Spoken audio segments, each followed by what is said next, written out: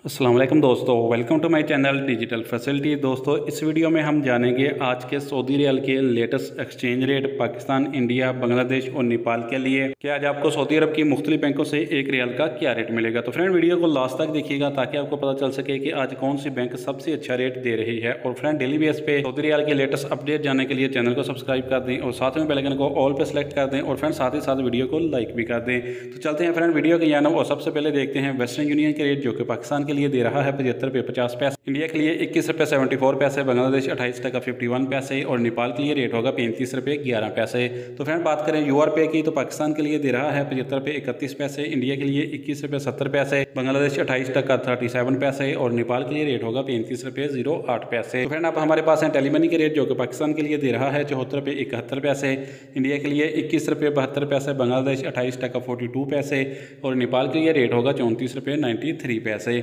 तो friend, RTC पे आज पाकिस्तान के लिए दे रहा है 75 रुपये 22 पैसे, इंडिया के लिए 21 रुपये 64 पैसे, बांग्लादेश 28 टका 35 पैसे और नेपाल के लिए रेट होगा 35 रुपये 01 पैसे। तो फ्रेंड, बात करें अल राजी बैंक की तो पाकिस्तान के लिए दे रहा है 75 रुपये 31 पैसे, इंडिया के लिए 21 रुपये 74 पैसे, बांग्लादेश 28 टका 51 पैसे और नेपाल के लिए रेट होगा 34 रुपये 83 पैसे।